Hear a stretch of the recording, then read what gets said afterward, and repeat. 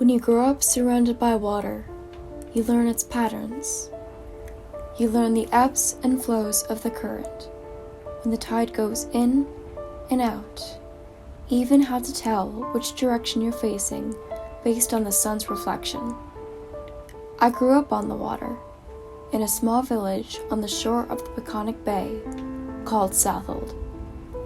You would never know this sleepy tourist town was 90 miles from New York City, or even near the typical suburbs of Long Island. You'd also never expect that we would have a beautiful yet somber memorial remembering the September 11th attacks. Morning Call is a dramatic wire sculpture of one of our famous ospreys, taking flight from a perch made of a steel I-beam from the 33rd floor of the World Trade Center. I have learned over the years, from the dozen or so memorials I volunteered at as a Girl Scout, how our little towns of the North Fork played a special role in the events of that terrible day. I decided to capture some of these unique experiences, which show how this terrible event sent a shockwave, causing countless ripples in our community.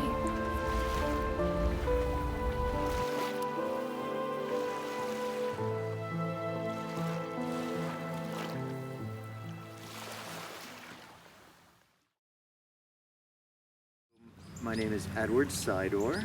I was born in 1962, so I'm on the verge of 60. I'm 59 right now.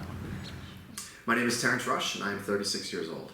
Bernadette Hoban, age 63. Paul Mallory, right now I'm 68. Vincent Orlando, I'm 59 years old. It's Mimi Simino Newer, and I'm 52. My name is Justin Blair, and I'm 50 years old. Yes, my name is Charles Burnham, and I'm 82. I'll be 83 very soon. Don Fisher, and I'm 67 years old. Patricia Ahern, my age is 47. William Broder, 46 years old. My name's Hillary North, and I'm 58 years old. Richard Stanks, I am 74 years old. So I was living in Bay Ridge, Brooklyn, and working in Manhattan. My job was interesting that I never went to the same office every day. I was a traveling salesperson, so to speak, and I would go and counsel brokers, financial brokers. And so that Tuesday of 9/11, my appointment was at 8:30 in the morning at Labenthal and Company, which was 120 Broadway on the 11th floor. And that was a meeting that I had every month, usually on a Tuesday. I would give a breakfast meeting to the financial brokers in that office, and that's where I was the day of the attack. Actually, I'm a ham radio operator, and I meet with a bunch of fellows in the morning on the radio, and we were chatting away. Nobody had a television turned on, none of the guys, and I got a phone call from Don at the school. And he said, Don, I want you to be aware, Charlie, I want you to be aware that the Trade Center has been attacked. We didn't think it was an attack, but it appears it is. It was a usual school day for me. I was in my office, which is now Mr. Keel's office, for those of you who know the Southold School. And I was over in the corner and doing normal morning business for a Tuesday. Had a cup of coffee. And the phone rang, and one of our amateur radio operators in our emergency services group in Southold called. He said a small plane had just run into the Twin Towers, and I was also, besides being the AV guy at Southold School, I'm the amateur radio emergency services coordinator for amateur radio communications for emergencies here in Southold. Charlie is what we call the RACES radio officer. I went around in the office and turned the televisions on. And of course, we were faced immediately on the screen over where Mr. Keel has the editing suites. We were faced with the towers burning. And as I'm looking at it, my first thought was, that's not a small plane. So I was living in Valley Stream with my mom, dad, and brother. Valley Stream is southwest Nassau County on the borderline of Queens, and I was a junior in high school. We knew something had happened. We were in a regular school day. I was in my Spanish class, and my teacher had to leave the classroom suddenly, and she came back in and was hysterical crying. We didn't really know what happened or why. So by the time then, I think the next period or so we went to, I was in my phys ed class. We were in the gym, and we typically start the course out where we're lined up in our spots. We do like a military intro, push-ups and jumping jacks and whatnot. But our teachers had us all sit kind of in the bleachers to talk to us. And then there's murmurings going on. We didn't have cell phones like we do now, and Twitter and news breaking. So our phys ed teacher came out and said that the United States was under attack, and that a second plane had hit the Trade Center. In 2001, I owned a boxing club in Lower Manhattan called Church Street Boxing Gym, and was actually heading there to the subway when I got a phone call telling me a plane had struck the building. And I had thought, made the assumption it was maybe a small Cessna, an inexperienced pilot. So I got in the subway, and during my trip down from the Upper East Side to Lower Manhattan, the other plane had struck. So when I got out of the subway, expecting perhaps some small commotion, I saw two buildings on fire that were far bigger fires than I had expected. So we started really early that morning. I was working for a member of Congress who was the chairman of the House Energy and Commerce Committee. That morning we had a breakfast fundraiser off the hill at a hotel close by. It was with a group of people that we knew the organizer very well, but we didn't know a lot of the attendees. But we arrived about 7 o'clock and began the event. During that breakfast, one of my colleagues that was attending as well stepped away and sort of whispered to me that the World Trade Center had been hit. And so I was shocked. I guess it's probably worth mentioning at the time, I was chief of staff for this member. Didn't think a whole lot of it. We mentioned it, and once we mentioned it to the larger group, we realized that a lot of the attendees were actually in from New York City.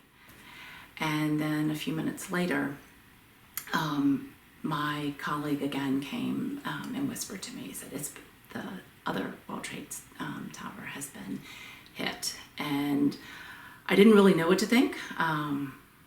I wasn't from New York, and so I kind of didn't get, I think, the initial impact that people have who are more local, but I knew it wasn't good.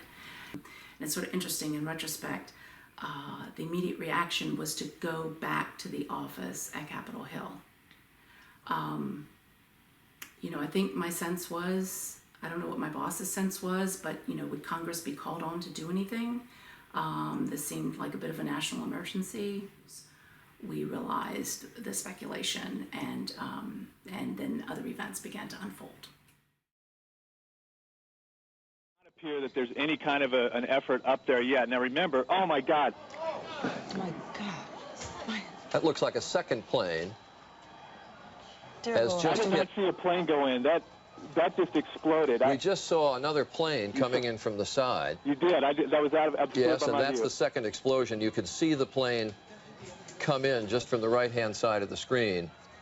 That morning there was a Democratic primary. We were deciding who was going to run against Bloomberg for mayor, and I always go and vote in the morning. That's just a habit I have.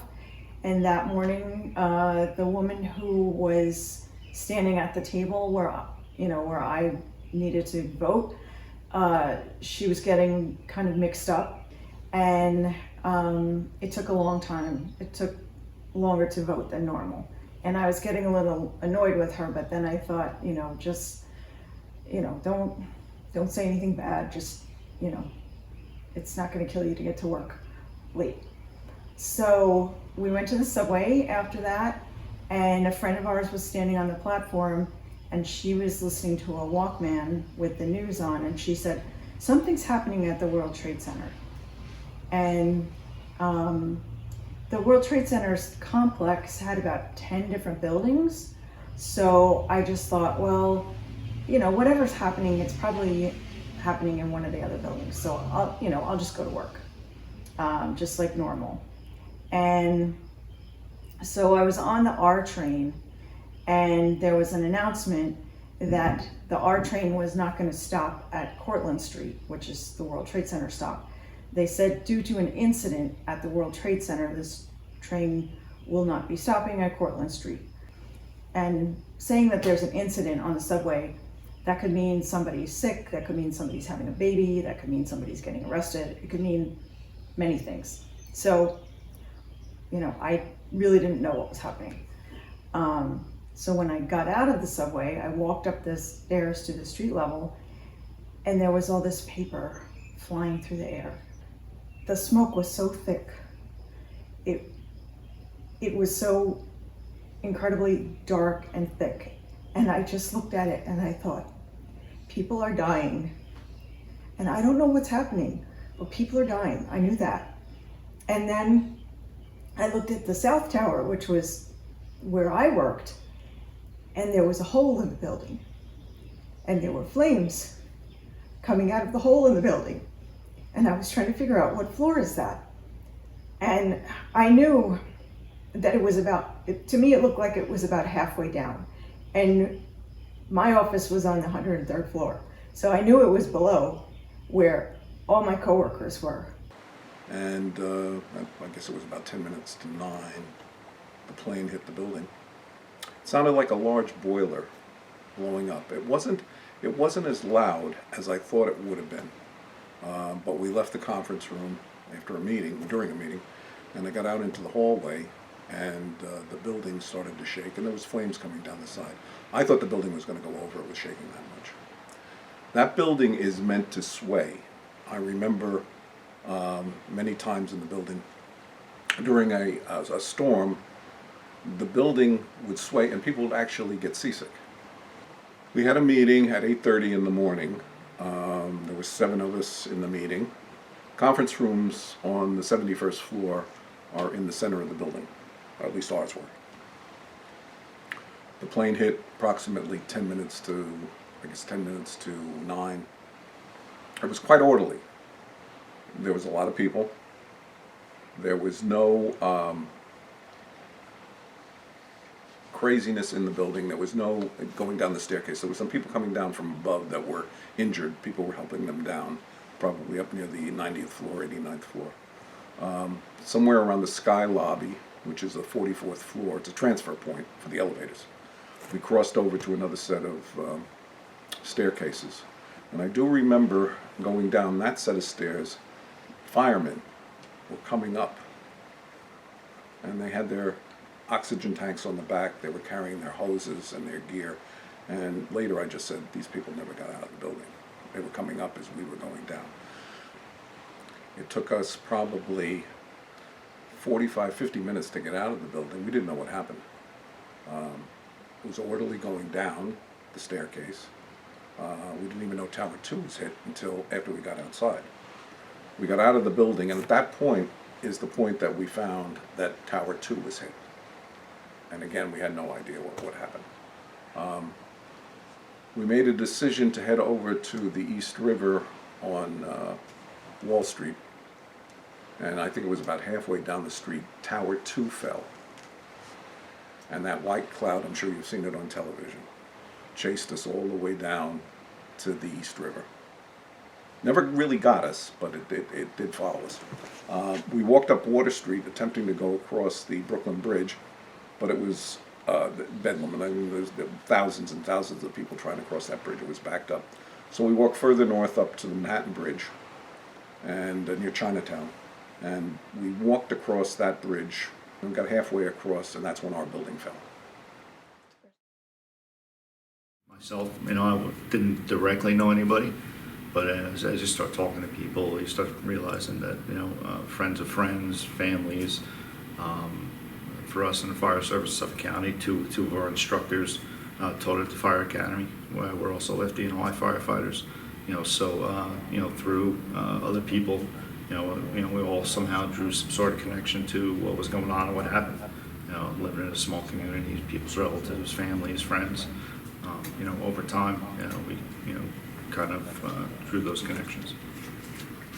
In the week following, our department was deployed on 2 different times. We went in during the week afterwards. Our main support was to provide lighting and power to areas that didn't have that, especially in lower Manhattan. So our heavy rescue truck went in on 2 occasions to the Wall Street area to help during those times. It's overwhelming, from the time you're going in there, starting to see the column smoke as you're driving on the expressway. A week later, you start to see things as you're going in. They start hauling out some of the trucks, some of the damaged vehicles, some of the debris was starting to get moved. So the moment you start seeing some of those things, you get taken back by the enormity of what it is. It's one thing to watch it on TV, but to see the size of it, the magnitude or destruction of what it was overwhelming, or it kind of takes you back quite a bit. Well, on that day, it was just, we couldn't believe what was happening. And at that time, I was working in a place that was also the Social Security office, and people weren't sure what kind of what the attack was on. So I was told, I was on my way to work, and they said, don't come to work, because we don't know if it's a threat on government buildings or it's just a threat on the Twin Towers. So at that point, I turned around, went home, and I didn't know what to do with myself. And my roommate, she came home from her job, and we lived across the street. We lived in Sleepy Hollow, which is north of Tarrytown, and across the street was the Phillips Manor train station. It was the Hudson line. And we started seeing people come off the train just full of dust. And we didn't know what to do for them other than just give them water and give them wet towels and just, I don't know, and it was just a very eerie feeling, because you heard the trains just going as fast as they could through the train stop just to go into the city to get everybody out. It was just it was strange and quiet. It was loud and quiet all at the same time. When you live on the Hudson, it's a corridor for planes to go down and land at JFK and LaGuardia, and there was nothing. It was just quiet. It was weird. It's very weird. Then you would hear the military planes coming down. And they were, I guess, trying to figure out if they needed to do anything. But it was very strange.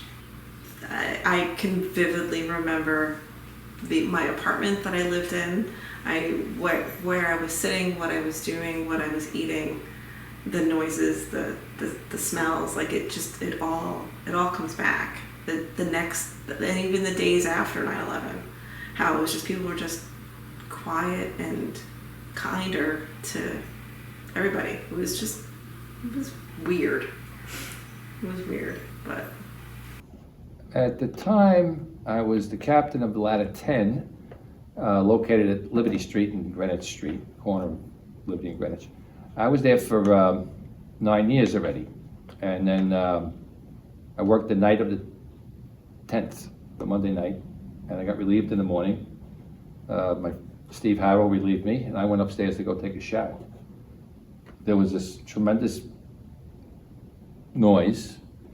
Come out of the shower and look at the window, and you saw papers fluttering down. And everybody split. They got the boys went downstairs, jumped on the truck, ran across the way. Everybody started running around. I get some clothes on. I come downstairs, and then we start to see, what should I say, personal items like a credit card or something with a person's ID from work that would be like in a desk drawer, and flooded on down to the streets already. I climbed up on top of the debris out to where you would park a car in the street, and then say a double parked car, and it was already 20 feet in the air.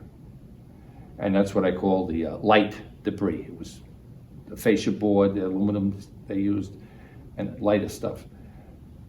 Next block over was the heavy red steel that punctured through the bank building, and stuff had come straight down. And then when you saw it, it looked like, you know, dinosaur bones or something. It was just incredible. And you said, and we knew exactly what happened. We lost, I lost over 100 people that I know by name, that they know me as Paul,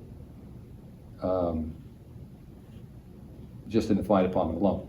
Then there's people outside the fire department, civilians, if you will. And I know a handle on a couple of those people also. There was a fellow who passed away about 2 weeks previous, this guy Jerry, and his birthday was September 11th. And we always said that September 11th, that's like a birthday for a cop, not a fireman, you know? So this other fellow had said, like, the night, 2 nights before, he said, "You think we should do something for Jerry's birthday?" I said, we just had a funeral, it's only 2 weeks ago, you know? So that afternoon, on top of the pile of rubble, I see this guy Billy from a distance. And I yell, Billy, it's Jerry's birthday. You wanted to do something special for Jerry's birthday. But anyway, we said good thing he passed away, because if he had lived to see this, it would have killed him. You know, he knew the firehouse, he knew the neighborhood, he knew everybody. And yeah, they didn't just destroy the 2 big buildings, they destroyed the whole neighborhood. All right, like Monday night. And then Tuesday was a long day and a long night. And sometime on Wednesday, they kicked us out because there was a building down the block. This was funny. One Liberty Plaza. And the way the building was constructed, it has steel and it's set back like little windowsills, if you will. And the dust and the sunlight settles on it. It gives you an optical illusion like it's going to fall. If you stare at it long enough, you think it's going to. So the old timer, Tony Kaczynski, he knew this from day one when they built the building. It looks that optical illusion. So now these people come from all over the city and out of town, and they look, oh, the building's going to fall. And they did a Chicken Little runaway thing about 3 times. And after the 3rd time, we said, that's it, stop it. The building's not falling down. But nonetheless, that's when I got my names and numbers and contacts and also figured out. And they kicked us out because the sky is falling, Chicken Little's going to fall. But I did walk out Wednesday evening with my list of people I had to call. I noticed when I was giving the presentation, there was like 30 or 40 people in the room. It was like a classroom situation, and I was in the front of the room. I had a PowerPoint presentation, and I was going through, but all of a sudden it seemed to had gotten dark. The windows were to my left, and I just started to see like debris falling down, like little things, like pieces of paper, and just, it was very odd because it went from being this beautiful day to why is it so dark all of a sudden, and why are things coming down? And I just assumed that someone left the window open in an office and all the papers were flying out, which would normally happen in skyscrapers because the wind gets sucked out. And I remember seeing people going, like the elevator doors were opening and people were still going up. And I thought that to myself, that this was really strange. Like, I don't know why anyone at this point would want to be going up. And I just wanted to get out of there. And when I went down to the lobby of the building, there were hundreds of people in the lobby. No one knew, some people were getting really upset. No one knew what to do, where to go. And I just wanted to get out of the building as soon as possible. Now that building is about a block away on a diagonal to the World Trade Center. So I was pretty close to it. And there's a park that separates the building I was in to World Trade Center 1. And then I met a woman that lived in my neighborhood in Bay Ridge, Brooklyn, that I didn't know who she was, but I recognized her as a local. And I said, do you live in Bay Ridge? And she said, yes. And she was having like the beginnings of like an asthma situation. She had a pump, so she was giving herself the asthma medicine. I said, I'll get my car, you come with me. So I went over the Brooklyn Bridge, and on the ramp to the Brooklyn Bridge, there were these women that were having trouble walking. They had no shoes on. They ran out of their shoes. And one of them was pretty heavy, and the other 2 were trying to help her. So I stopped my car, and I got them in the car. And they was crying and hysterical, and I said, I'll take you to Brooklyn and I'll just get you over the bridge. That was the, you know, the destination. There was something about getting to Brooklyn that I felt safer. If I could get off the island of Manhattan and get to Brooklyn, I think I'll be okay. But the real scary moment was when the Air Force, there were 3 or 4 jets that we heard the rumbling of these jets, and I think they're F-16s, but we didn't know what they were. We didn't know that they were American. But the scary part for everyone on the bridge was when they came over the bridge. We didn't know if the bridge was gonna get blown up or something, because we didn't know they were American until we saw the stars on the back of the plane. And then the women in the car were crying and screaming, because the noise was very loud when you hear those jets. To hear one by itself, but I think there were 3, was even like, you know, a very upsetting. Until we knew they were American, it was a very upsetting thing. But then I was even more upset because then I realized that it was an attack that had taken place. You know, if the government realized that, then we were in trouble. So everyone was screaming and crying, and we were able then to get over the bridge after, like, I think it took at least 45 minutes to get over that bridge that normally on a regular day could take about 5 minutes. The crunch when I was going over the bridge, again, because people were walking, visibility was not very good, and you could actually feel like when there's like an inch of snow and your tire of your car, you feel that crunch. That's what we were hearing. Like we were literally crunching on things that had fallen from the smoke of the buildings falling. And I can't say that I remember any kind of smell that came from it. It was more a visual, this darkness that came, this feeling of like I can't keep my window clean enough, you know, to drive. It was like I was constantly cleaning. I think I went through the whole bottle of the windshield wiper that was in my car. I kept trying to clean the windshield so I could keep driving. It was this air, the air quality became very, very poor very quickly. And that's what the memory is this smoke rolling through the village of New York, Lower Manhattan, and reaching the bridge very quickly. It was terrible. We were with the van close enough that we could see the glow of the fires in the pit.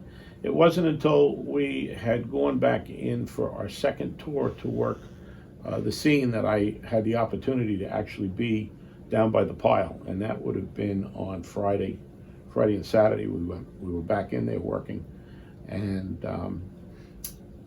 that day I was in the Stuyvesant School, which was within eyesight of the Twin Towers on the northwest side, and we were overseeing the pit and the disaster from where we were located with our radios and handling communications. And in the morning after sunrise, took a break, went downstairs and actually walked down to the pit. And at that point, it was another beautiful morning, just like Tuesday had been. It was clear, it was a little cooler, and the air was clear. And of course, everybody was working on the pile, removing debris. And walking into that area, it was very surreal. And I equated it to a movie set. You didn't think it was real, but of course it was. And that was my reaction and my thought, that this is totally unbelievable. This is a set for a movie that somebody had put together. But it was the real thing. Yes, I knew a lot of the people at the Trade Center, particularly the transmitter people, 110. My buddy Don DeFranco, who was our man who took care of our transmitters at Channel 7, passed away. He didn't make it. We got a phone call from him right after it happened, and he said he's going to try and get out of the building. But unfortunately, the fire was below him. He had no chance of getting out of there. All the guys that I knew at the transmitters, all of them perished. Nobody got out of there. It was no way to go until it was horrible, very, very horrible. And also there was a young lady, we have a freight elevator in the building. It went from the basement to 110. And the card that I showed you was the card you have to use that freight elevator. And the freight elevator was run by a young Hispanic girl who was probably in her 20s. And I always used to tease her in the elevator while our trip was going up in the elevator because it was a very slow elevator. It took forever. Anyway, I always used to tease her all the time because she was going to get married. She was engaged, and she was going to get married. And I just wondered what happened to her, if she was able to get out of the building, or if the elevator, was in the collapse. I don't know. But I really felt sorry for her because she was such a nice young lady. And she always used to tease me when I got in the elevator about, "Oh, you're late today. The boss is looking for you." And I said, "No, the boss isn't here yet." So anyway, she used to tease me all the time about that. But I just wonder about what happened to her. No one knew. I felt really bad for her. But that really bothered me. I think my wife probably had a series of problems also. She worked for McGraw-Hill.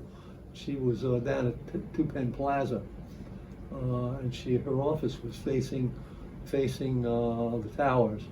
She could look out the window of the building, see the tower.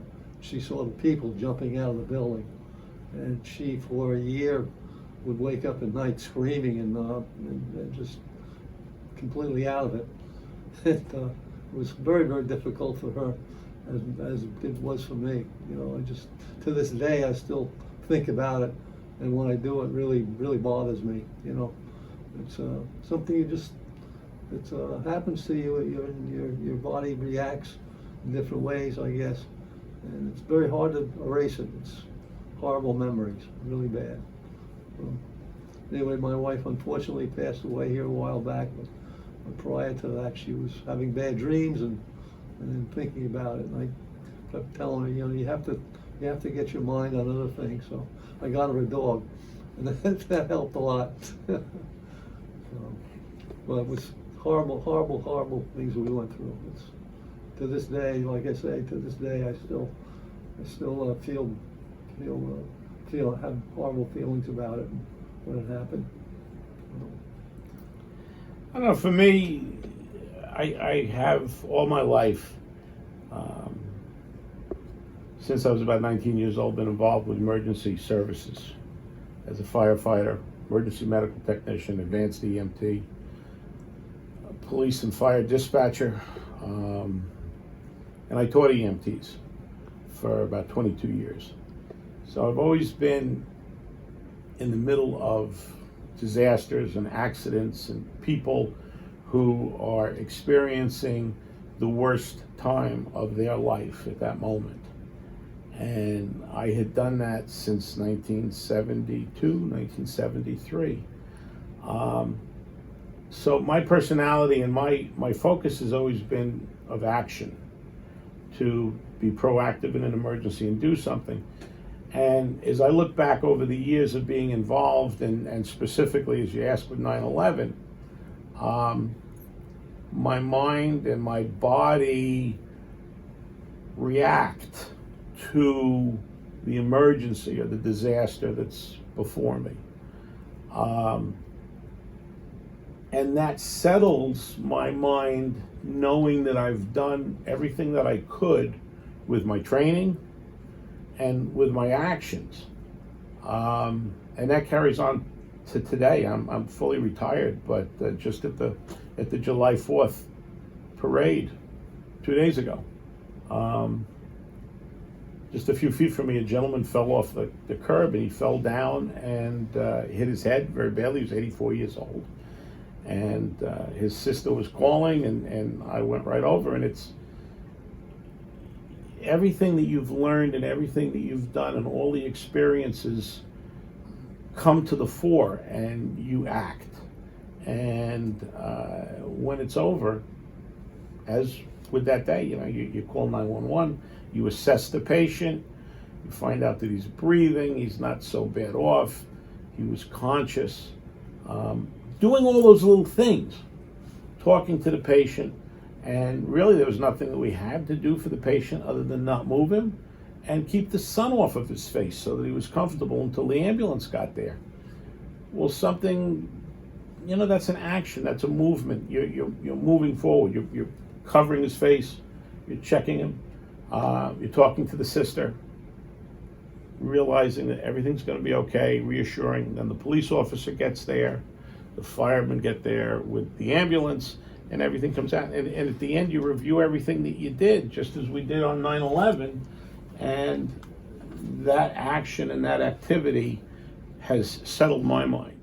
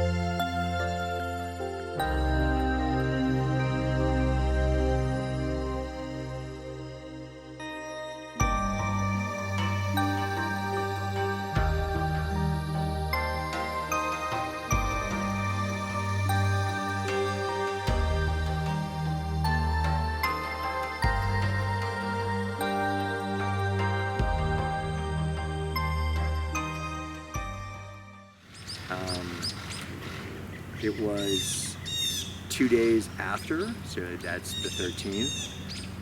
I got a call from my commissioner's assistant. Where are you? You know, because they were finally checking in, and then they were like, "Can you come back to the city? That we need help. We've got a project." When Flight 800 went down, which is the 25th anniversary this year as well, over the South Shore, we ended up responding to that as an oil spill response contractor, and the FBI asked if we'd like to stay on board and help retrieve some of the debris, and they could reassemble the plane, which they did at the Calverton Grumman site, to investigate how or why this plane blew up. So we did decon for them. So when this happened, the second day, it was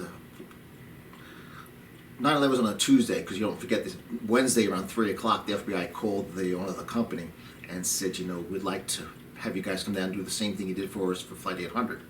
So that's when myself and another person from Miller Environmental Group had a police escort down to Mitchell Field, where they wanted to set up an area where they could retrieve artifacts so they can assemble the puzzle back together and try and figure out what happened. So it was a 100-mile-an-hour escort down to Mitchell Field, which my 1996 Jeep was not very happy about doing, and I was scared to death driving that fast, but this was a state of emergency. So we went down there, saw what we needed to do, and then the next day at 0400 we met back at work, and we had a police escort down to Mitchell Field at 4 in the morning with all the materials we needed to get down there. And for the next 11 days, I was working on building part of a team that was putting together a command center over on Pier 59, which is where the cruise ships come in. The Office of Emergency Management's sort of headquarters was actually in Tower 7. You know, that was that other building that collapsed. So we had to literally build a new command center, because when you think about it, it was Homeland Security coming in, NYPD, there was just all these Army Corps of Engineers, all these agencies needed to be centralized. So that became, we outfitted it, we called it the bullpen, where there was a center. We built a sort of a platform elevated so they could make announcements, and then, you know, they brought in tons of TVs and things like that. So we abandoned that site and went down to ground zero to start assembling the hazmat decon centers, which you saw the pictures of. Basically, we made mini kitchens, mini bathrooms out of catering tables. We put 4 sinks, faucets, paper towels, soap, whatever, so you can just wash up as the people came out of the hot zone. They'd come through us and they could wash up before they go home or have lunch or have dinner. So we manned them 24 hours a day.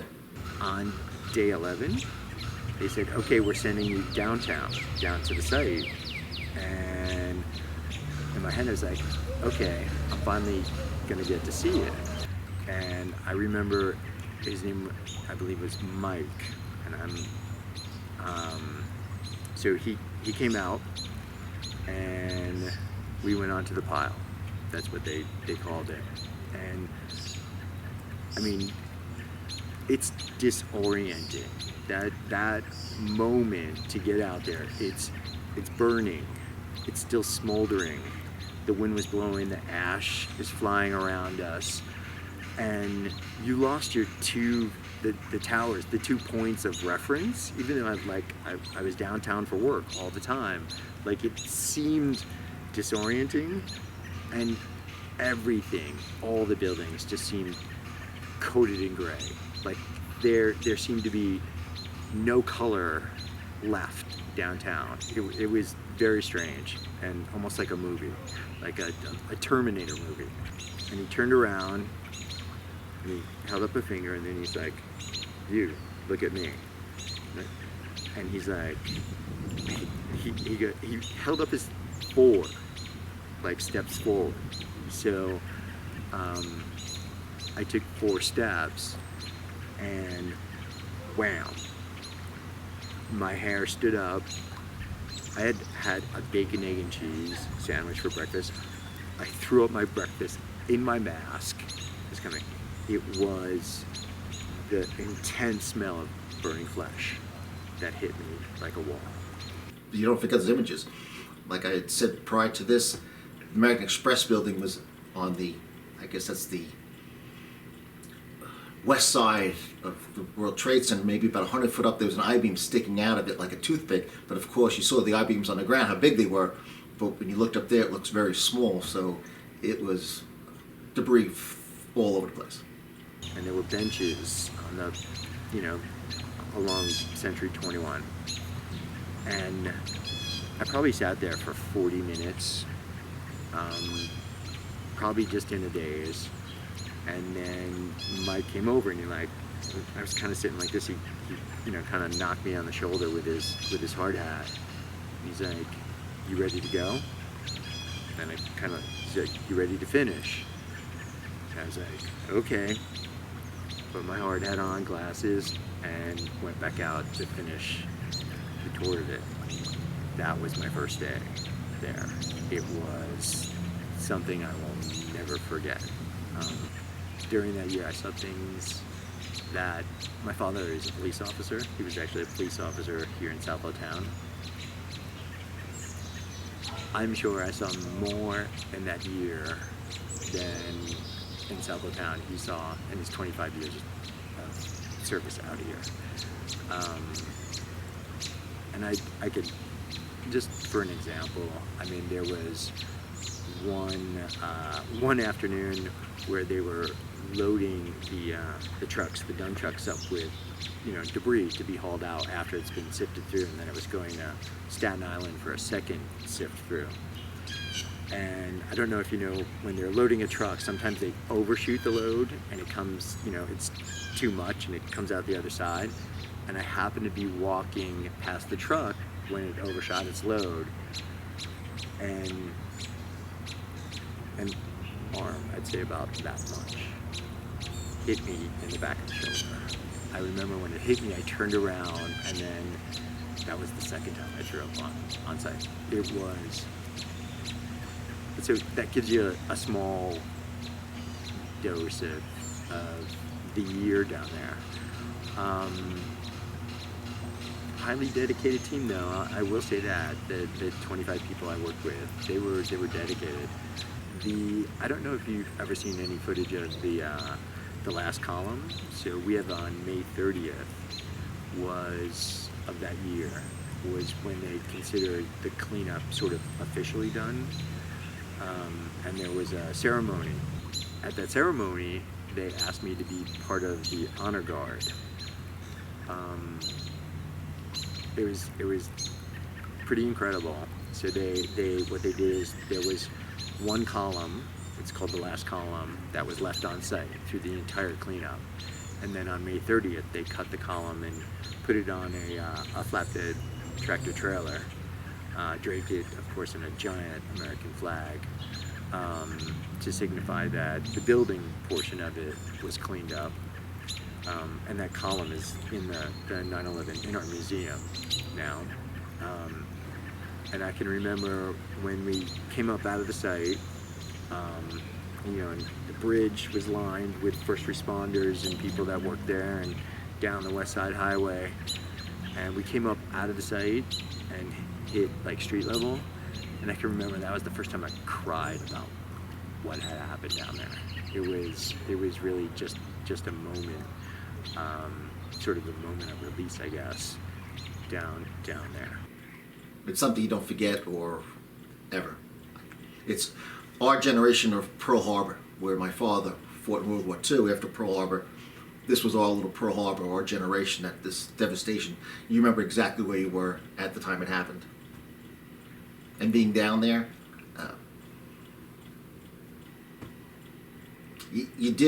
America asked for our help, and people from all over the country came down there to help all over.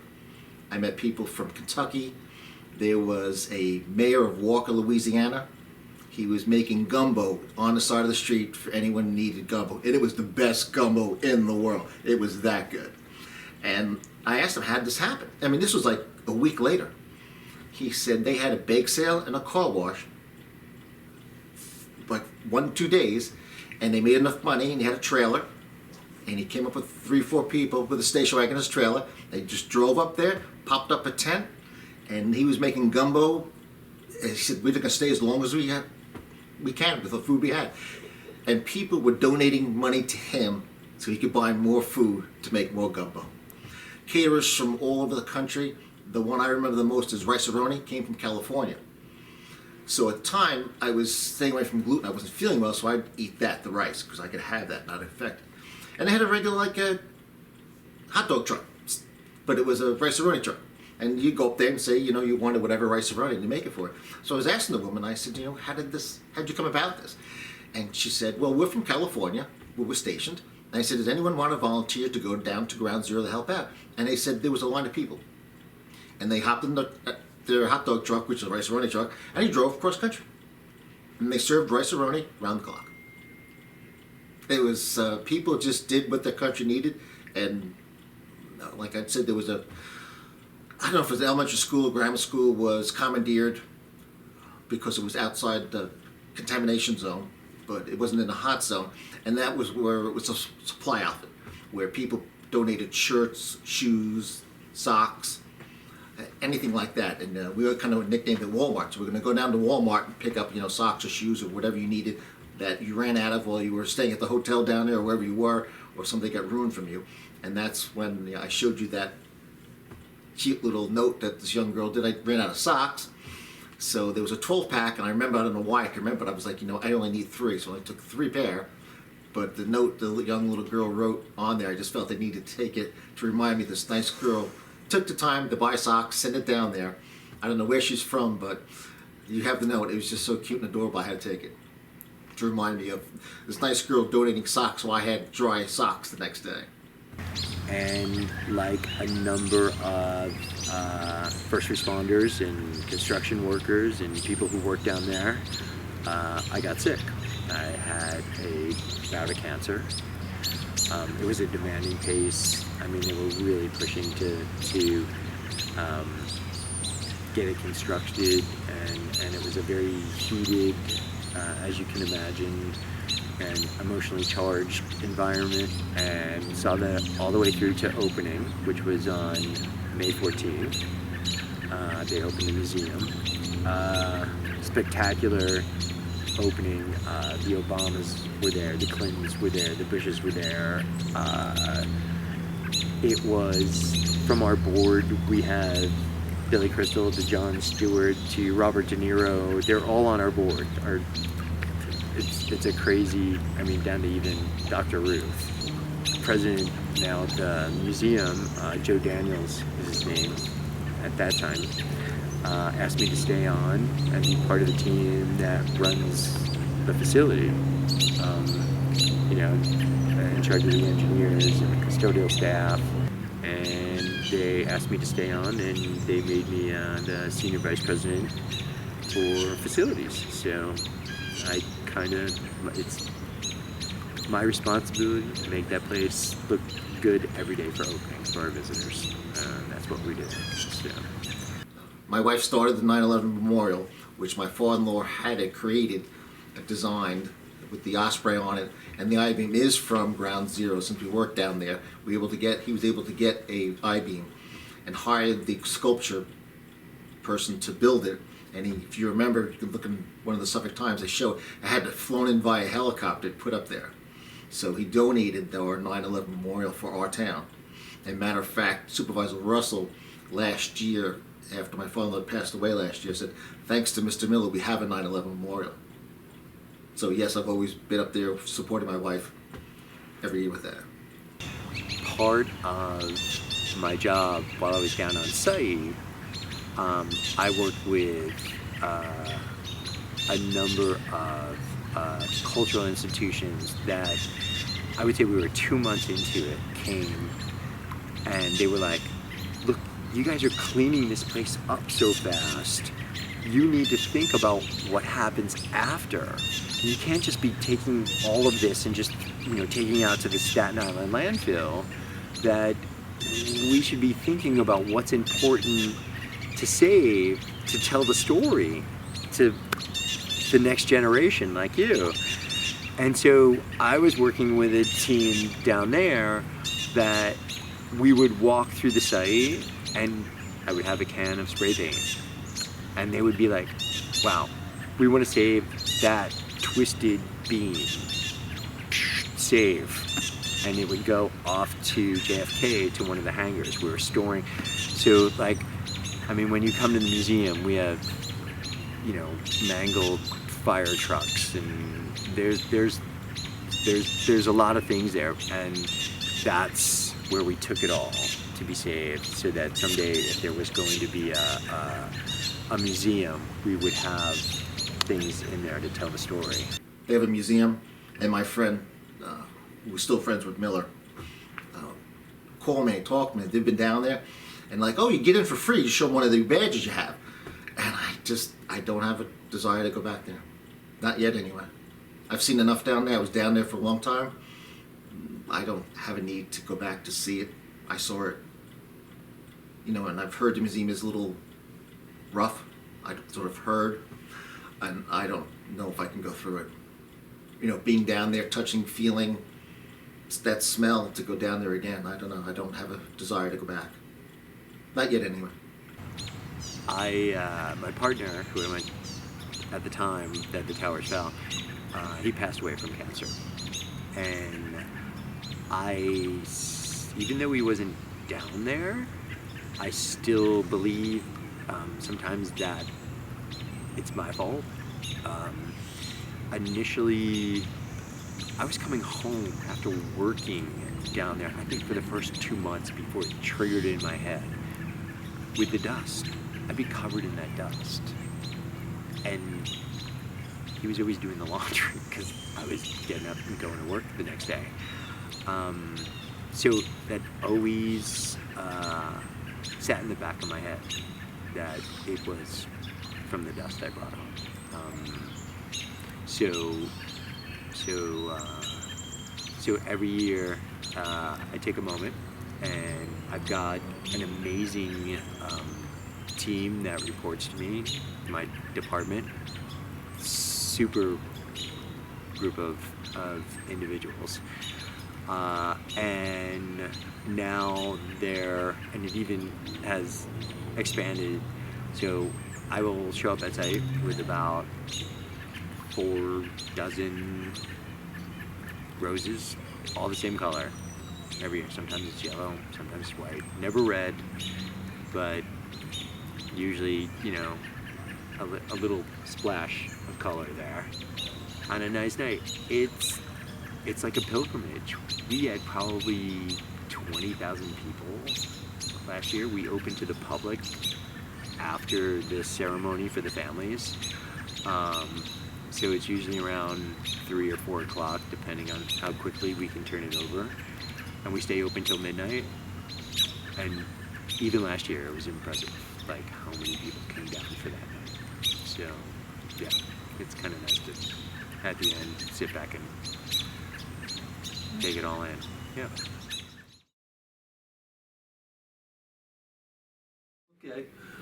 So how do you hold everybody who unfortunately perished and the memory of 9/11? How do you keep that alive? Well, a situation like just what you're doing, I think it's very important. A lot of, like I told you, a lot of the kids, particularly nowadays, weren't even born yet, and they didn't realize what we went through, how horrible it was. And it's very hard for them to understand that. Like Don was saying, you see it on TV, it looks like a TV movie, and that's the way it was. It was. I think the fact that you guys are doing what you're doing is really great. Every year I will watch the 9/11 ceremony on television. I've been back to the site, I think twice, maybe 3 times outside. I've not been inside the building, except for the main floor. I've not been to the museum. I've not been up to the observation deck. I am going to wait on that a little while. And so usually it's basically crying, eating scrambled eggs on the couch, and then taking the rest of the day off and going someplace quiet and pretty. You know, whether it's going to Oyster Bay to go sailing, or like going hiking, or going to a garden, just something quiet and restorative. And I take that day for myself and try and be grateful for my life that day.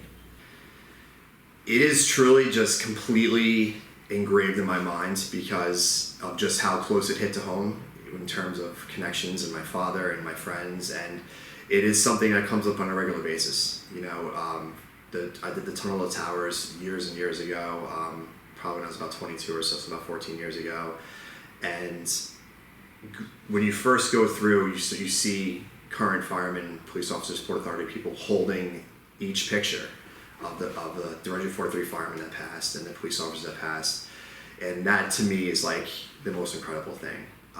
It's something I think you think about daily. You know, there's even a band, Yellow Card, that has a whole amazing song to it that talks about George Bush and how he gets on and he's, you know, rallying unity and whatnot. But I don't know if there's one specific thing, but I do think it's something that you think of on a regular basis. It's really, I guess what I think about, and it's why I made that apology, was I thinking about myself first and not the other people around me. That's what I struggled with. And so did I do enough? Did I put myself first? And I don't know. I mean, a lot of that's a blur. But when you see someone, you know, someone who's responsible for rescuing, the strength, the boldness, the ability to put others before yourself, to go in and save, not knowing what's going to happen to you, that it brings it to life, and it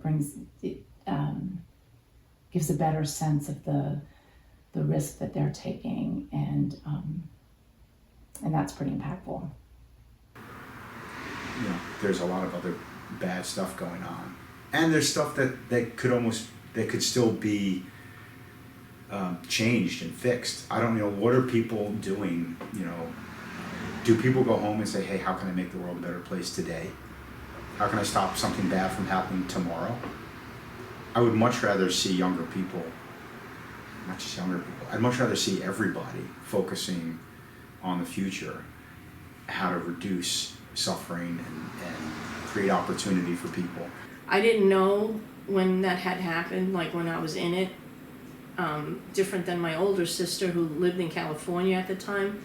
She immediately knew that it might have been like Osama bin Laden and his people, and I didn't know anything. I felt bad that I wasn't really in tuned to that. It could have been like I remember saying when I was coming over the bridge to the women in the car, who would do this? Who would do this? Like, I wasn't up on who our enemies were at the time, but my sister from California immediately knew. She said it's Osama bin Laden, and I had to go do research myself. Like, what are you talking about? I didn't know who Osama bin Laden was. You know, now of course, you know, because of what happened, we all know who Osama bin Laden was and that he hated America, and you know, that's what he wanted to do. He wanted to hurt us. So I felt bad that I didn't know about that. So my advice to anyone younger than me would be to just do research and learn from all different aspects of the news, wherever you get your news from, you know, what's going on. Because I felt ignorant when I didn't know who would even want to do that. I was shocked that anybody would want to kill us as vehemently as they did.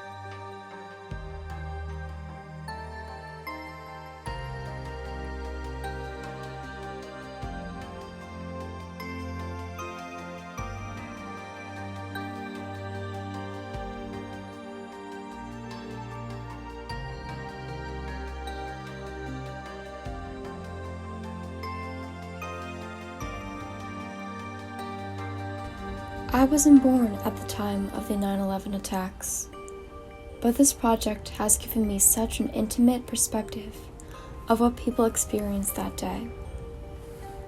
It has changed me as a person, and I am proud to have captured a small portion of history for generations to come.